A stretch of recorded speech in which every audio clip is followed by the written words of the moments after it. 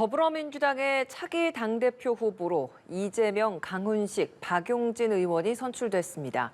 예비 경선을 통과한 후보 3명은 오늘부터 한 달간 전당대회 본선 레이스를 펼치게 됩니다. 한편 윤석열 대통령은 국민의힘 권성동 대표 직무대행에 대한 신뢰를 드러냈습니다. 오늘의 정치권 이슈들 김연아, 김유정 두 분의 전 의원과 함께 짚어보겠습니다. 어서 오십시오. 어서 오십시오. 안녕하세요. 안녕하세요. 네, 민주당의 차기 당권 후보 기호순으로 말씀드리면 박용진, 이재명 그리고 강훈식 의원이 선출됐습니다. 이번 새 후보 이 예비 경선 통과한 결과 보시고 뭐 예상했던 그 결과였습니까? 어떻습니까? 글쎄 이제 야당의 전대라는 게 보통 뭐 이렇게 언론에 관심을 많이 받는 것은 아니죠. 그렇지만 또 이번에 민주당 경선 같은 경우에는 이제 비대위에서 전당대회를 통해서 이제 당 대표부를 꾸리는 네. 모습인데다가 이제 워낙 어차피 대표는 이재명 의원이라고 하는 그런 어떤 세간의 인식 때문에 크게 흥행을 기대하지는 못했습니다만 그래도 구칠그룹들을 중심으로 한 민주당의 어떤 미래의 움직임들이 좀 포착되는 것 같아서 그런 부분들은 관심의 대상이었던 것 같아요. 그래서 결국 컷오프에 누가 올라오느냐가 좀 관심의 대상이었다라고 보여지는데요. 저 개인적으로는 강훈식 의원은 사실은 조금 염두에 두지 못했던 의원 후보였다라고 생각이 됩니다. 예.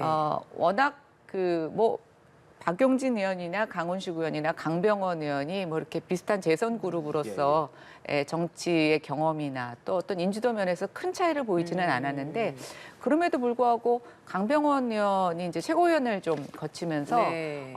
앞서는 게 아니냐라고 하는 것이 지금의 이제 언론의 보도였고 강훈식 의원은 상대적으로 그렇게 언론에서 좀 뒤늦게 출발한 측면도 있지만 언론의 주목을 받지 못했다고 생각을 했는데 저는 어제 컷오프 결과를 보면서 보이는 게 다가 아니었구나라는 생각을 했고요. 예. 지금 민주당이 좀 수도권 정당이라고 하는 일종의 프레임에 갇혀 있는 것도 사실입니다.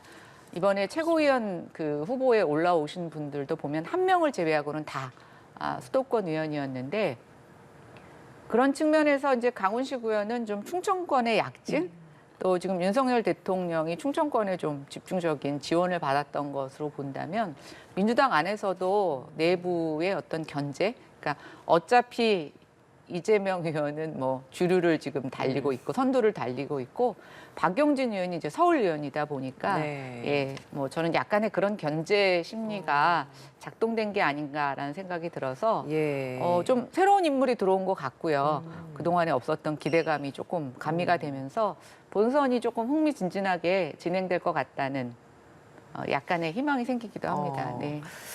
김민석, 서른 의원 사실 좀 중진이기도 했고 뭐 86그룹 중에서는 한 명도 되지 않았던 이 결과 97그룹에서 그 3명 중에 2명을 다 차지한 이 결과도 상당히 좀 의미 있는 부분이 아닐까라는 생각이 들거든요. 그러니까 중앙위원 구성이 국회의원, 지역위원장 또 뭐 시장군수 구청장을 비롯한 자치단체장 이제 이렇게 다 구성이 되지 않습니까? 예. 이제 그분들이 저희가 이번 지방선거에서 패배를 했기 때문에 한 500여 명 되던 중앙위원이 한 383명 정도로 줄었어요. 근데 이분들이 시쳇말로 산전수전, 공중전 다 겪으신 정말 정치에 대해서 굉장히 민감하게 잘 판단하시는 분들이에요. 우리 당에. 그래서 아마 저는 좀 전략적 선택들을 하신 게 아닌가 이런 생각이 들고요. 이제 박용진 의원 같은 경우에는 굉장히 이제 이재명 의원에서 비판적이고 이런 얘기 계속해서 했던 분인데 지난 대선 때부터 그래도 또 여론이라는 게 있잖아요. 박용진 후보 같은 경우에는 그래서 그걸 또 무시할 수는 없다 이런 판단이 있었던 것 같고 나머지 그러면 한 사람은 누구냐. 그래서 소위 이제 이재명 의원의 대항마로 나온 97그룹 가운데 투강 투박이었는데.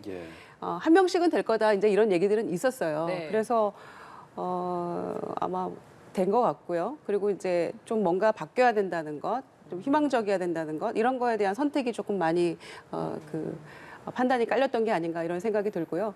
그다음에 이제 서른 의원이나 김민석 의원 같은 경우에는 바로 이제 그 중앙위원 7대 여론조사 7대 3이었잖아요. 그러니까 거기에 대해서 조금 기대를 하셨던 것 같아요. 이제 오랫동안 당을 해 오셨고 그런 중진이기 때문에 나는 중앙위원 표는 자신 있다 이런 얘기들을 또 서른 의원도 하시고 했거든요. 그런데 아무래도 이제 소위 비명계 말하자면 친문계 이 표가 좀 갈렸던 게 아닌가 이런 생각이 들고요. 그런 가운데에서 뭐 임종석 전 의원이랄지 이런 분들이 또 강훈식 후보를 뭐 지지한다고 공개적으로 선언도 하고 나왔어요.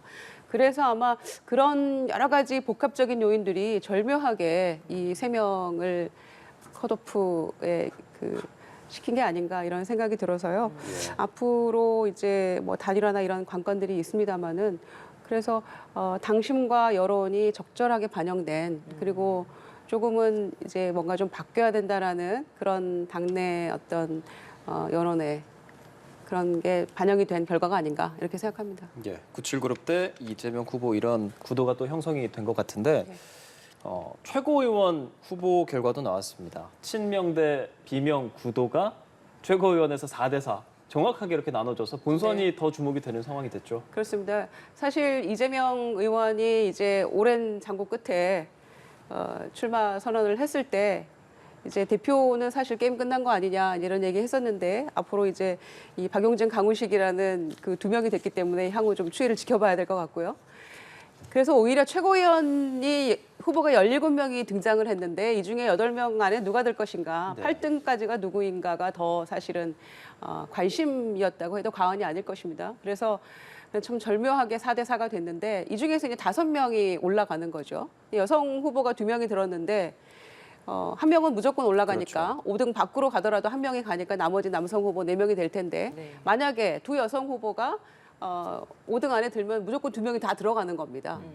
그래서 아마 최고위원 싸움이 더 치열하지 않을까 생각하는데 결과를 놓고 봤을 때 그 중앙위원 100%였으니까 이 최고위원 선거는 야, 우리가 해놓고도 믿기지 않는다 아마 이런 생각들 했을 것 같아요. 그러나 이제 최종 당심 대 민심이 7대3 정도로 뭐 대의원표, 당원표 하면 7대3 정도로 구분이 되는데 이제 본선에 갔을 때 마지막 최종 결과가 어떻게 나올지가 앞으로 지도부가 뭐 조용하게 일사불란하게 갈 수 있을지 아니면 또 지금 국민의힘처럼 매우 복잡한 사태로 갈지 이런 향배가 결정될 것 같습니다. 예.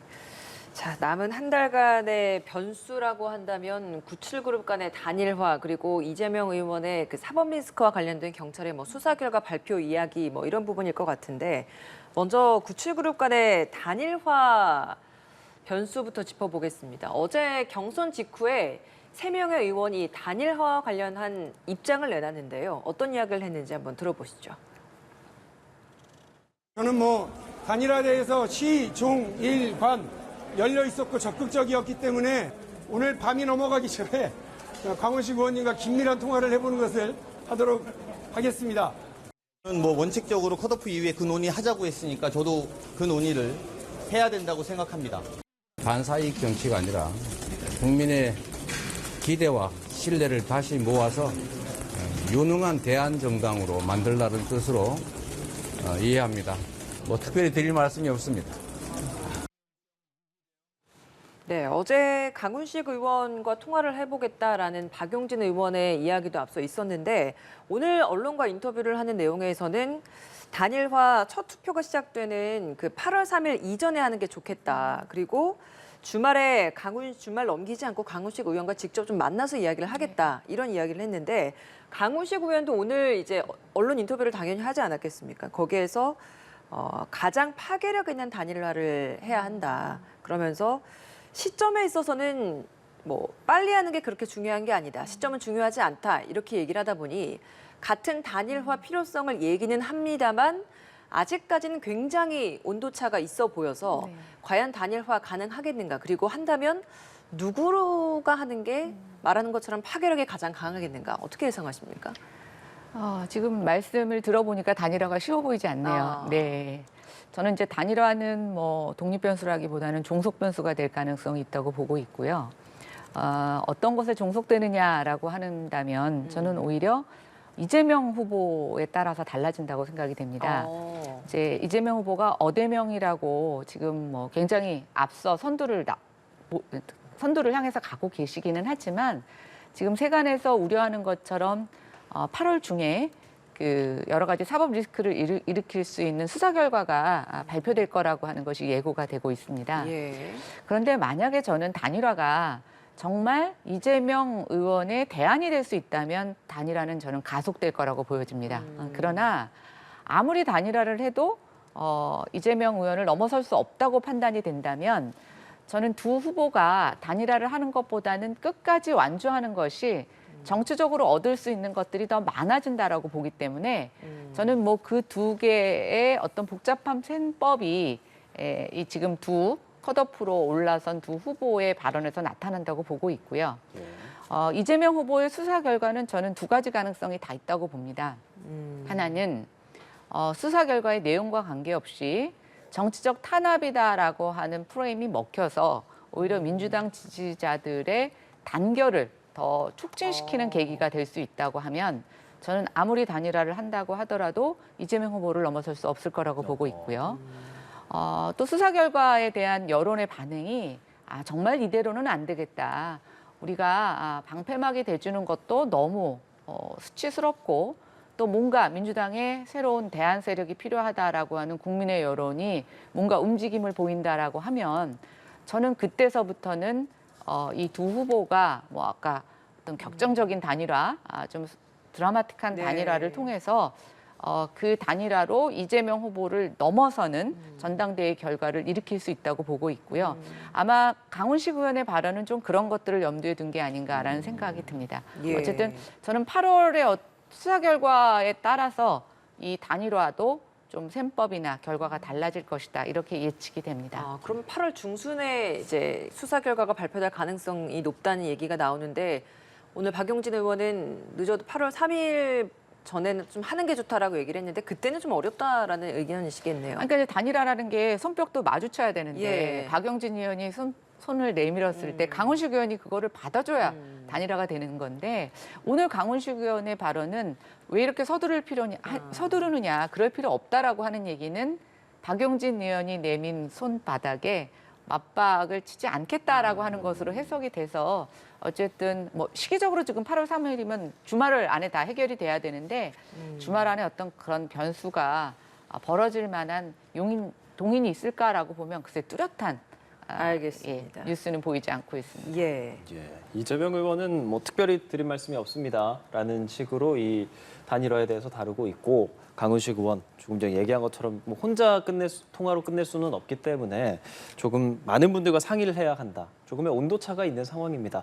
이 어대명이라는 걸 넘을 수 있는 단일화 생길 수 있을까요? 네, 뭐 어대명을 넘어 확대명이란 말도 있잖아요. 다들 아시다시피 확실히 대표는 이재명이다 이런 말까지 나오는 마당이니까 1등하고 있는 이재명 후보가 단일화에 대해서는 사실은 뭐 할 말은 없으시겠죠. 이재명 후보가 누군가 단일화할 건 아니잖아요. 그렇죠. 그래서 사실 추이를 지켜보고 있을 수밖에 없는 입장이고요.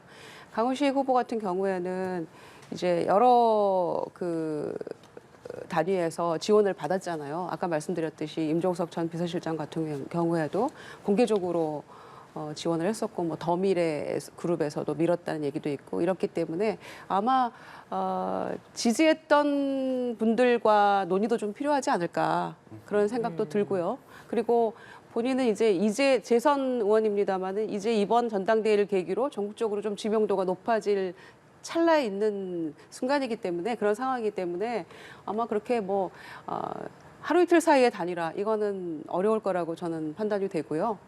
그리고 박용진 의원은 지금 우리가 굉장히 오랫동안 보아왔던 그런 후보잖아요. 대선 때도 또 굉장히 각을 세우면서 토론 임했었고 캠페인도 했었던 분이기 때문에 그래서 각자의 입장이 있는 것인데 무엇보다도 어저께 컷오프를 통과하고 이제 등록비를 1, 2차 합쳐서 8천만 원씩을 냈는데 그거 하루아침에 포기하고 단일화를 어떻게 금방 하겠어요. 조금 해봐야죠. 좀 해봐야 되고 또 8월 한 중순쯤 가서 이 여론의 추이가 어떻게 되는지에 따라서 단일화의 상황은 얼마든지 변동이 있을 수 있다 이렇게 봅니다. 또 다른 변수가 사법 리스크였고 어제 소식이 하나 전해졌던 것이 김혜경 씨 법인카드 유용 의혹과 관련해서 참고인 조사받았던 김모 씨가 숨지는 사건이 있었습니다. 이러다 보니까 국민의힘에서는 뭐 섬뜩하다 뭐 이런 이야기까지 하고 있습니다. 물론 이재명 의원 측과 지금 숨진 김모 씨와의 뭐 연결고리는 확인되지 않는 게 지금 사실이기 때문에 국민의힘이 일단은 그렇게 의혹을 제기는 하고 있는 이런 상황인데 이재명 의원 스스로가 어떤 해명이나 이런 것들은 필요한 사안이라고 보십니까? 글쎄요, 뭐 경선 과정에서 수차례 해명을 요구했고 또는 해명보다는 이것에 대한 의견을 물었었죠. 예전에 이제 김문기 본부장 같은 경우 보면 굉장히 가까이 친했던 분들이고 한데 그런 분들에도 어떤 본인의 의견이나 이런 것들을 이렇게 즉시 내놓지 않으셨어요. 예. 그리고 이제 이번에 이 돌아가신 김모 씨라는 분도 이제 성남시장, 그러니까 이재명 의원이 성남시장 당시 기무사의 정보관이었기 때문에 저는 모르는 분일 수가 없다고 생각이 됩니다. 그리고 그 배모 비서가 법인카드하고 개인카드를 맞바꿀 정도로 였다면 저는 그것도 역시 김혜경 씨와도 모르는 사이가 아니었을 거라고 생각이 되는데 그런 분이 지금 유서 한 장도 없이 집에서 숨진 채 발견이 됐습니다. 그리고 지금 참고인 조사를 받던 중이었습니다. 누가 봐도 좀 석연치 않고요. 예. 그리고 저는 뭐 이분하고의 관계와 관계없이 그래도 알았던 분이면 이분의 죽음에 대해서 안타까움 정도는 이렇게 표명하시는 게 맞다고 보여지는데 글쎄요, 이재명 의원이 어느 순간부터 그런 인간적인 면모를 드러내시는데 굉장히 주저함이 많이 있으십니다. 오히려 저는 그게 국민들로 하여금 뭔가 서로 드러낼 수 없는 관계가 있는 것이 아닌가라는 오해를 살 수 있다고 보여지는데요. 이게 전당대회에도 그럼 영향을 줄까요? 글쎄요, 저는 전당대회까지는 영향을 미치지 않을 거라고 생각합니다. 왜냐하면 지금 이제 전당대회는 민주당 지지 그룹 안에서 이루어지는 투표이지 않습니까? 예, 그래서 저는 만약에 이게 영향을 미칠 거였다면 대선 과정에서도 분명히 영향을 미쳤다고 보여지는데 대선 과정에서 뭐 3명이 지금 안타까운 죽음으로 결과가 드러났지만 변동 없이 이재명 후보가 대통령 후보로 선출이 됐습니다. 예. 근데 이제 와서 저는 뭐 이 한 분의 죽음이 그것을 바꿀 거라고 생각하지는 않고요. 제가 아까 앵커들께서 말씀하신 것처럼 이분뿐만이 아니라 앞서 돌아가신 분들과 또 이재명 게이트라고 할 수 있는 이재명 의원이 연루되어 있는 여러 가지 사건에 연관성이 만약에 수사 결과에서 좀 드러난다면 저는 그건 좀 달라질 거라고 생각이 됩니다. 그러나 일반 국민들과 여당의 입장에서 보면 참 이상하다.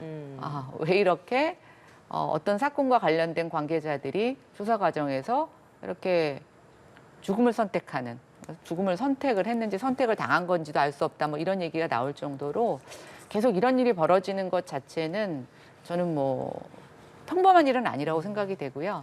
마치 뭐 영화의 한 장면을 보는 것처럼 많은 상상력을 일으키는 이런 안타까운 사건입니다. 알겠습니다.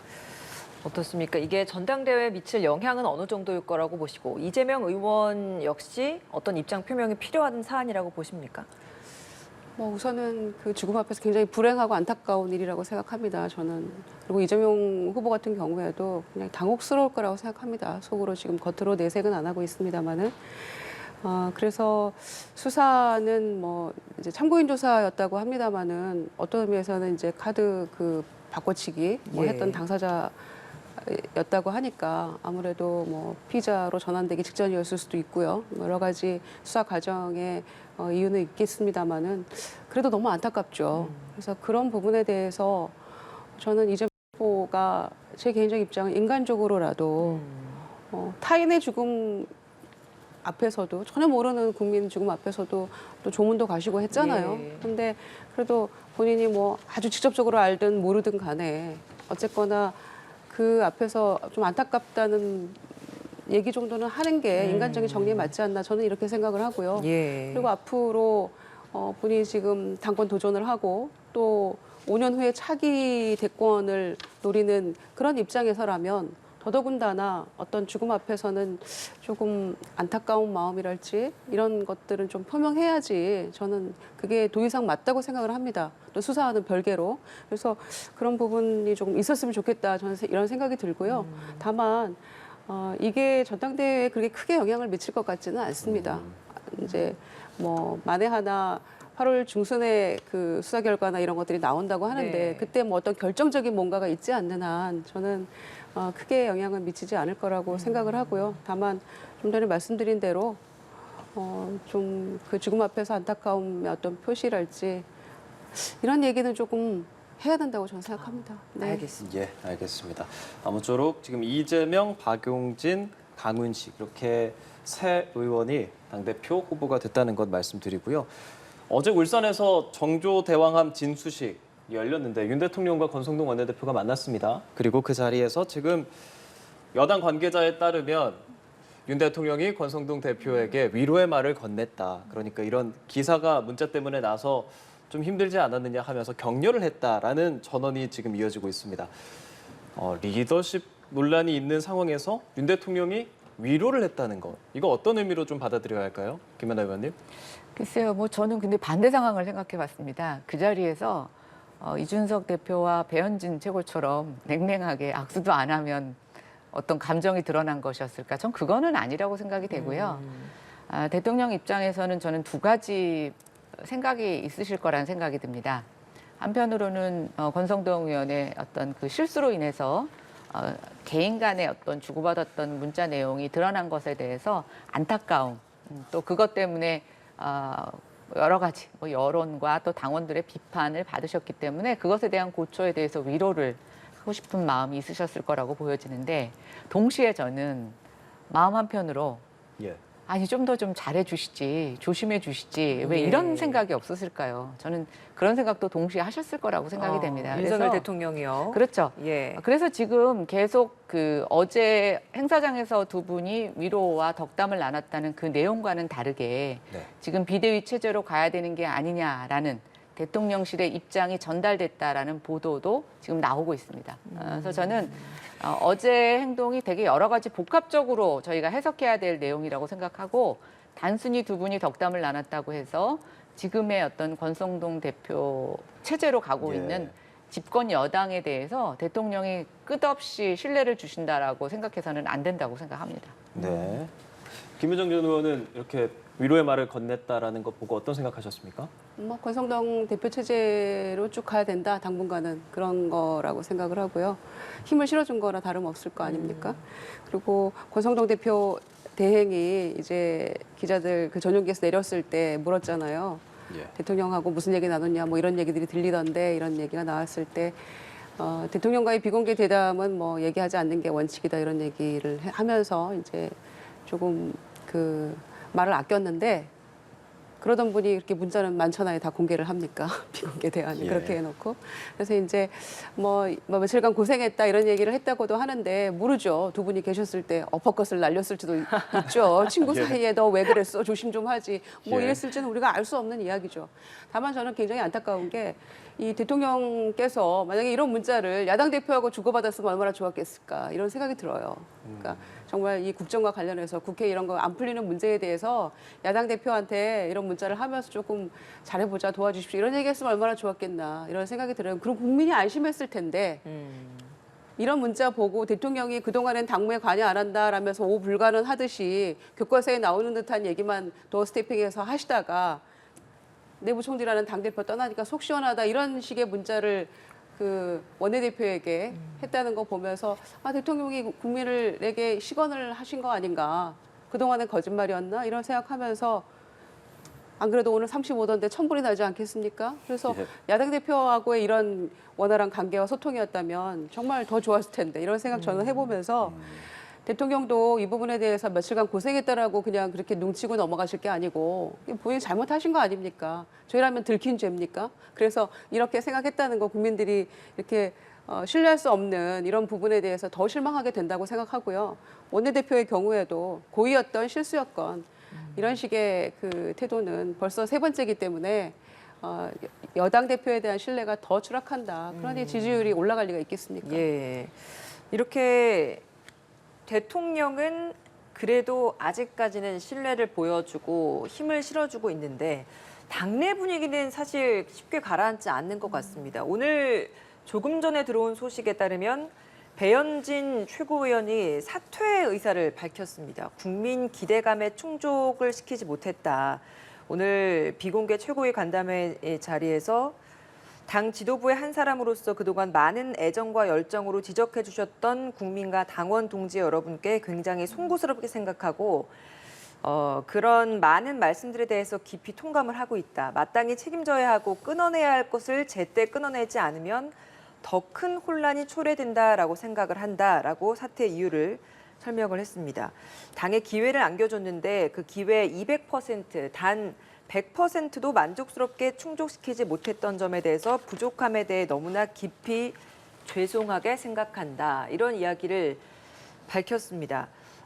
사실 이게 비대위 체제로 전환이 되고 조기 전당대회 이야기까지 가려면 최고위의 전원의 사퇴가 또 있어야 되고 이래서 과연 가능하겠느냐 이런 이야기가 있었는데 배현진 최고위원이 먼저 이렇게 사퇴 의사를 밝혔고 오늘 또 다른 목소리가 나온 것이 안철수 의원 역시도 다른 어떤 언론 인터뷰에서 다음 주에 의총을 열어서 재신임 묻는 방안을 검토한다.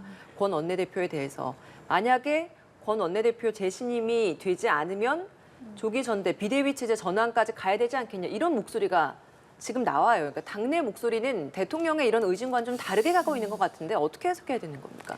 네, 저는 당내가 지금 원만하게 잘 진행이 되면 안 된다고 생각합니다. 덮이면 안 된다. 예, 국민의힘은 이번 기회를 정말 제대로 당의 내부 문제와 또 대통령을 잘 보필할 수 있는 집권 여당으로서 거듭날 수 있는 기회로 삼아야지 저는 이게 어떤 권성동 원내대표의 잘잘못의 문제가 아니라 계속 이런 실수와 또 국민에 대한 해명 또 당내에서 다른 목소리가 막 많이 나오는 것에 대해서 저희가 계속 방치하고 가는 일은 절대로 더 이상 유지돼서는 안 된다고 생각을 하고요. 예. 근데 이제 저는 최고위원들의 행동도 조금 추이를 지켜봐야 되겠지만 지금도 조금은 체계적이지 못하고 산발적으로 일어나고 있는 이런 발언들에 대해서 좀 아쉬움이 있습니다. 지금 이제 안철수 대표는 다음 주 월요일 날 권성동 원내대표에 대해서 재신임 여부에 대한 의총을 열어야 된다. 또 한쪽에서는 이미 의총이 예견됐다. 월요일 날 그렇게 하기로 됐다라고 이렇게 언론 기사가 나오고 있는데요. 당내 의원들한테 물어보니까 지금 의총 연락을 받은 사람이 없어요. 아, 그래요? 그렇습니까? 이건 뭔가 지금 하나의 목소리로 나오고 있지 않다고 생각이 돼서 저는 예. 오히려 이 점이 더 걱정이 된다고 생각을 하고 있고요. 배현진 최고 책임을 통감하는 것은 굉장히 바람직합니다. 저는 오히려 늦었죠. 이준석 대표와 불협화음이 있을 때부터 저는 최고위원들 많은 자성과 반성이 있었어야 된다고 생각이 됩니다. 근데 이제 지금 늦게 와서 이런 사의 표명을 하는데 문제는 본인이 사의 표명을 하고 여기에서 빠지는 게 문제가 아니라 그 이후에 지도부가 어떻게 될지에 대한 것들을 고려하고 행동을 해야 된다라는 거죠. 예. 한 사람 그만둔다고 지금 뭐가 바뀝니까? 예, 적어도 7명의 최고위원 중에 4명 정도는 사퇴를 해줘야 지금 구성할 수 있는 어떤 요건이 마련되는데요. 결국은 배현진 최고가 잇따른 다른 최고위원들의 사퇴를 같이 촉발시키는 촉매제가 될 것이냐 아니면 나 혼자 이렇게 사퇴를 하고 나면 저는 이거는 더 아무것도 아닐 거라는 거죠. 그래서 모르겠습니다. 오늘 그 배현진 최고위원의 사퇴가 단독 행동인지 아니면 다른 최고위원들이나 지도부와 협의를 하면서 연쇄적인 사퇴를 일으킬 수 있는 일인지는 조금 오늘 오후와 내일까지를 좀 봐야 될 거라고 보여지는데요. 예. 그럼에도 불구하고 지금 뭔가 이렇게 한 마음이 되지 못하는 국민의힘 내부의 예. 모습은 좀 안타깝다고 생각이 됩니다. 그리고 또 하나 더 좀 덧붙이자면 권성동 원내대표와 대통령 간에 주고받은 사적 문자에 대해서 저는 국민의힘의 한 사람으로서도 굉장히 안타깝게 생각합니다. 그런데 이것을 갖고 지금 장외에서 계속 비난을 하고 있고 또 다른 그 반대의 비난을 유발시키고 있는 이준석 당대표의 행동도 저는 당원들의 입장에서는 바람직하지 않다고 생각이 됩니다. 지금은 우리가 집권 여당으로서 체제를 정비해야 될 때지 서로 네 탓이냐 내 탓이냐 하면서 싸움을 할 때는 아니라고 생각이 되는데요. 그런 측면에서 이번 주말이 국민의힘 내부에서는 반성과 새 도약을 하기 위한 중요한 분기점이 될 거라고 생각합니다. 예. 조기 전대 대행 체제 비대위 당연직 최고위원까지 해서도 한 9명 중에 5명은 사퇴를 해야 비대위 체제로 들어갈 수 있는 상황인데 말씀해 주신 것처럼 의원들 간에 좀 산발적인 목소리가 나옵니다. 이번 배 최고위원의 사퇴가 그런 의견을 모으는 촉매제가 될 수 있을 거라고 보십니까? 저는 크게 대세 지장 없을 것 같습니다. 그러니까 그럼 대세는 건대행 체제 유지라고 보시는 예, 겁니까? 그렇게 가는 게 맞을 거고 아마 그렇게 갈 것 같습니다. 제가 보기에는. 그러니까 그에 앞서서 선거에 이긴 당이 이렇게 시끄러운 거는 저는 처음 봤습니다. 이게 지금 국민들이 참 불안하고요. 대통령도 우왕좌왕하고 계시는데 여당이라도 조금 무게감 있게 잘 가져야 되는데 걱정이 매우 크다는 말씀을 드리고 싶고요. 사실 우리가 굉장히 오래전 일 같습니다만 장제원 의원과 권성동 의원의 형제의 난이 있지 않았습니까? 예. 브라더 운운하면서 형 동생 하면서 밥 먹고 이런 게 바로 한참 전 일같이 느껴지는데 얼마 안 지났어요. 그래서 이제 그때 했던 것이 대행 체제로 가는 게 맞느냐, 장제원 의원은 그게 좀 탐탁치 않은 것 같고 조기 전대 해야 되는 게 아니냐, 뭐 이런 논란이었잖아요. 수면 아래로 가라앉았어요. 휴화산이 됐는데 이 문자 때문에 내부 총질 문자가 만천하에 공개되고 나서 몇 가지 심각하게 덮여버린 것들이 있죠. 대정부 질문 경제 분야, 지금 경제 민생 어려워 죽겠다는데 다 덮여버렸어요. 이 여당이 할 일입니까? 그리고 또 하나는 휴화산인 줄 알았던 이 지금 당권 뭐 권력 투쟁 같은 것이 다시 활활 불타오르고 있잖아요. 이게 지금 두 분의 이 문자 동맹 때문에 이렇게 된 거 아닙니까? 그래서 참 심각하다 이렇게 보여집니다만 배한진 최고도 지금 이 지도부의 여러 가지 분란의 원인 제공자 아닙니까? 그러니까 이준석 대표가 얘기했던 양도구육 중에 아마 대표적인 인물 될 것 같아요. 카메라 없을 때는 윽박 지르고 카메라 있을 때는 반달 웃음. 그게 윤석열 대통령은 아니지 않습니까? 반달 웃음, 배현진 최고 아니었던가요?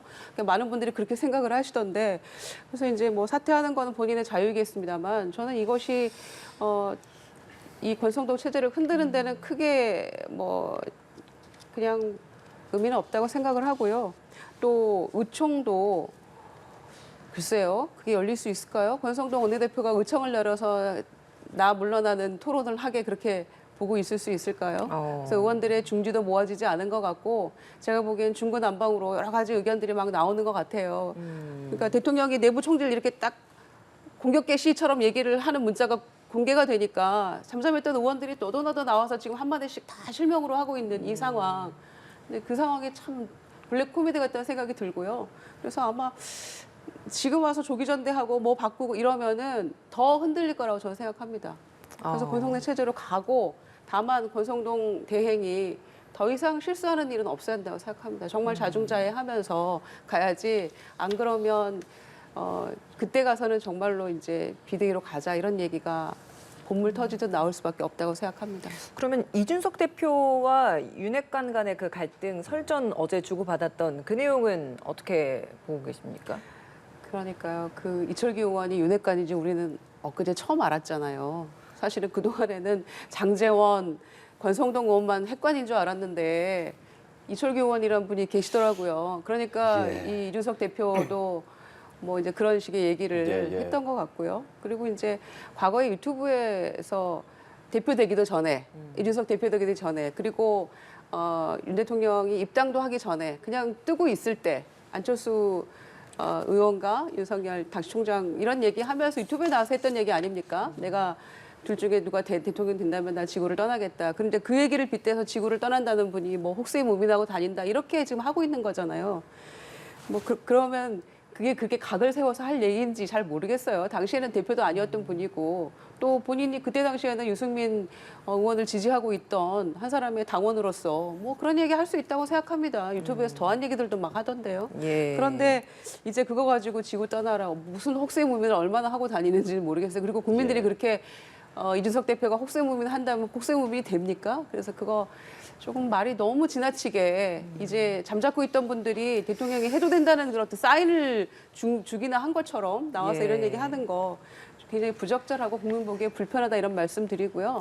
안철수 후보가 당시 뭐라고 했습니까? 그 손가락 자른다는 분도 국민의힘에서 의원하면서 지금 다음 차기 당대표를 노리고 있는데 이준석 지금 대표가 뭐 지구를 떠날 일이 뭐가 있겠습니까?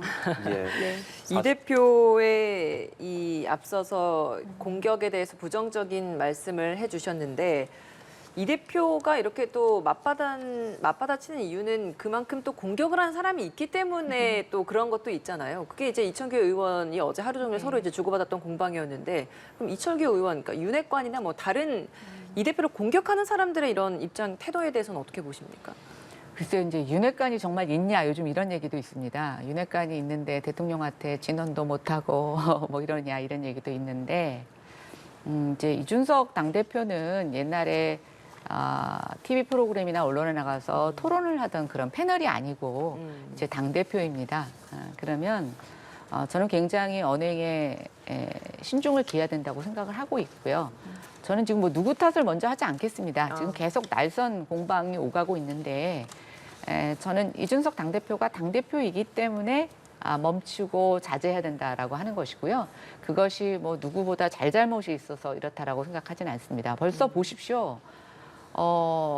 오만한 야당이 그 지금 혼란을 겪고 있는 여당 당대표를 이렇게 옹호하고 있지 않습니까? 네.